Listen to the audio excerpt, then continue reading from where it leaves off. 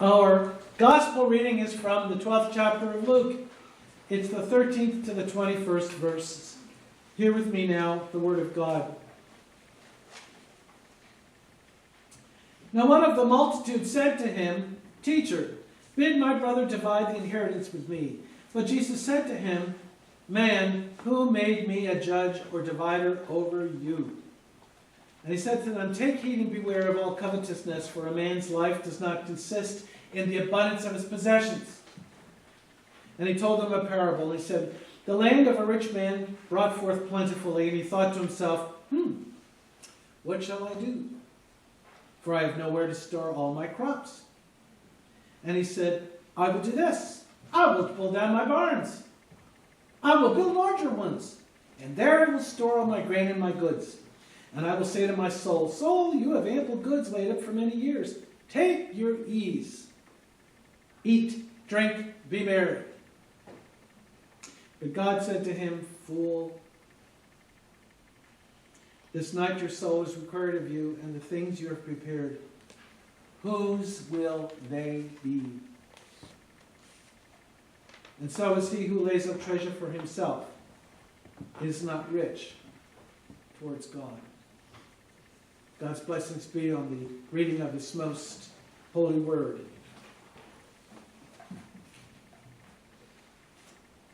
And may the words of my mouth and the meditations of my heart be always in thy sight, O Lord, my strength and my Redeemer. I'm beginning today with a story about Tyco International's former chairman, Dennis Kozlowski. He threw an elaborate birthday party for his 40th birthday party for his wife. It cost $2 million. He moved everybody to the Isle of Sardinia out in Italy. And he had everybody dressed up as gladiators, as guards, waiters dressed in togas. He had imported fig trees for this party. He had ice sculptures all over the place which were dispensing drinks in the shape of Michelangelo's David. There's a new expression that came out after that party. A fool and his money are soon partying. But like many CEOs in corporate America, he was vastly overrated and overpaid. But he's not alone. AT&T paid President John Walter. After 9 months, they realized that they didn't think he had, quote, lack of intellectual leadership, and they gave him a $26 million severance package. Perhaps it's not Walter who was lacking intelligence. I think about this every time I pay that phone bill. And it's not just CEOs. In the settlement between Sears and customers who had improperly done wheel balancing, the lawyers got $2.45 million and the customers got $2.50 a tire. And there's more for mutual fund managers. Some mutual fund managers in the city earn between $500,000 to $1 million a year, including bonuses. And then there are ex-politicians on the lecture circuit who get paid $100,000 a lecture. We all know there are baseball and football athletes that are in long-term contracts. There is, it seems to some, there's a lot of inequity in wealth in our country. And it seems that there was at least one in ancient Palestine who was known as the rich fool. Now, he's a good farmer, he's a shrewd business person. His land produces abundantly, and he says to himself, gee, what should I do? For I have no place to store all this stuff. So he decides to pull down his barns, and he builds bigger ones. And he then thinks, now I'm fixed for life. I can relax. I can eat, drink, and be merry. Now you know where that comes from in the Bible, right? Well, then comes the big surprise. Death. Something the rich man didn't factor into his business plan. God says to him, you fool. This very night, your life is being demanded of you, and the things you have prepared, whose will they be? You know, recently the governor's office called me and asked me if I was for the $15 an hour pay raise for the working man. earning minimum wage. Well, there were 96 other pastors who agreed with me. And I said, yes, I am. Well, lo and behold, a news person shows up at my office. And they said they wanted an interview. I thought, well, all right. So all I could think of is Benjamin Franklin wanting to put in the Constitution that the head of a company shouldn't earn more than 25 times what the lowest worker in the company got paid. But I remember that they didn't put that in the Constitution because they knew that would never pass. Now, if that had happened, perhaps the CEO of Tyco couldn't have thrown a $2 million party for his wife on Sardinia. But the big question is, does God want us to be successful? Now, prosperity is in every way a sign of God's favor. That section from Deuteronomy, it's plural. They use the word you. God's promise to the covenant community, to all of Israel, not just individuals, but the whole community. Anyone's personal wealth is a blessing to the whole community, if and only if it's conscientiously earned, it's mindfully managed, it's invested with a compassionate and generous heart. Now, the lesson here is not about the virtues of perils of being successful, but it's about a hierarchy of priorities. It reveals the kind of person we are. What do we value the most in life? What's the saying? Where your treasure is, so shall your heart be also. Now, Jesus' advice here is strong to the point. Take care, be on your guard against all kinds of greed, for one's life does not consist in the abundance of possessions. His words evoke for me 2 checkpoints. Now, the first checkpoint. Greed is something we have to be on guard against. And the image that we get here is like something that lurks, something that stalks us. If you enrich yourself at the expense of the community, or someone in a sweatshop a world away, it defies the covenant and endangers the community by polarizing it. Jesus makes it quite plain. From everyone to whom much has been given, much will be required. Jesus understood human nature. Acquisition can be consuming. It can become what they call mammon.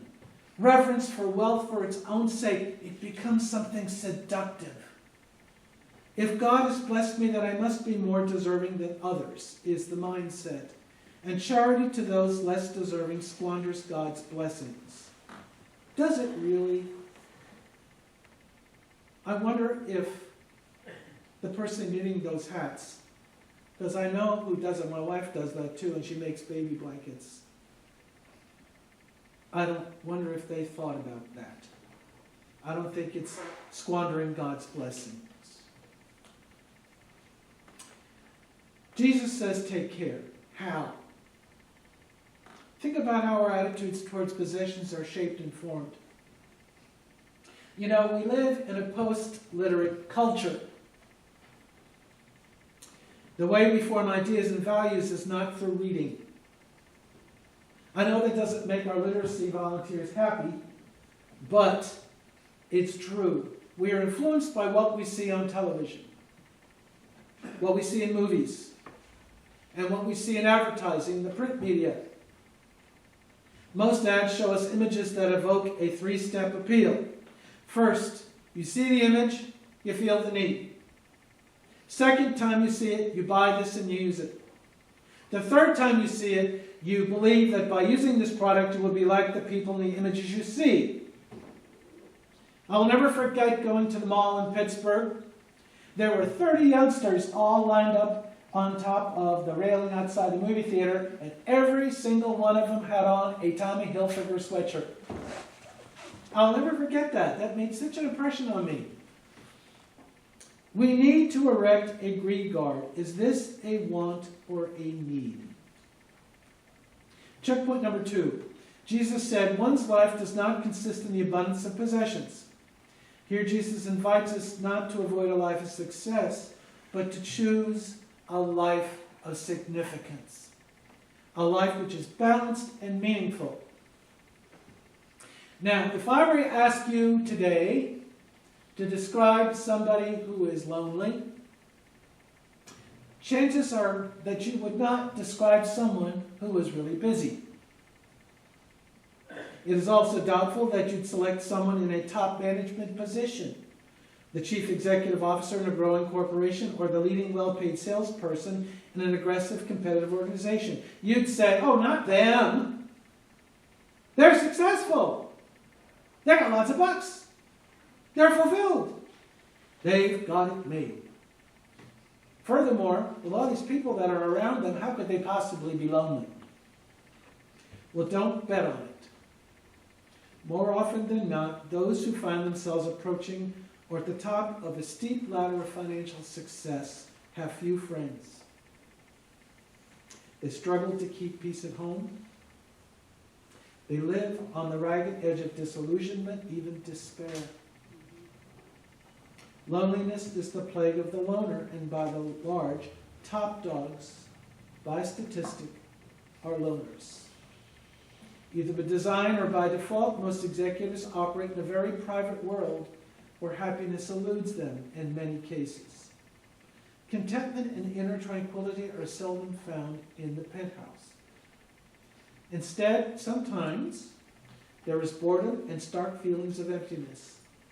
Thoreau once said, people often lead lives of quiet desperation. Could it be that the rich fool of our parable suffered from loneliness? So I'm going to leave you today with 3 priorities. Every time, think of 3 simple questions. How do you spend your time? How do you spend your money? How do you make your decisions?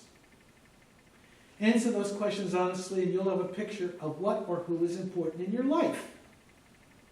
Jesus reminds us that life isn't about what we have, it's about who we are. And in the end, what we have isn't going to matter much. You know, today is All Saints' Day, and I was thinking of the sacrifice of the martyrs to make the church what it is. And Leo Tolstoy wrote this wonderful little story. It's called How Much Land Does a Man Need? Well, the story's about a Russian peasant who was told that he could have all the land he could walk around between sunup and sundown. So at daybreak, he begins walking as fast as he could go. By mid-morning, he increased his pace, and he didn't even stop for lunch. As the afternoon heart beat down, he hurried his pace even more, and by late afternoon, he was so exhausted, he began to run. He pushed himself into a fatigue he had never known. Sundown was only a few minutes away, and he ran faster and faster and faster. And as he raced towards his point of beginning, a point that would make him the largest land holder in the district, he falls to the ground dead.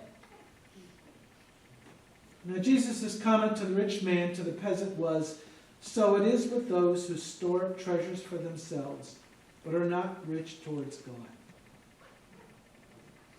Today is All Saints' Day. We celebrate the rich feast that God has spread before us in the breaking of bread to feed the people of God. We'll partake of a common loaf and a common cup. And it's in the sharing that makes us filled and rich with the Spirit of God beyond measure. And when we are rich towards God, the world will never accuse us of being overpaid. God's blessings be on the reading of this word. To the glory of God, amen.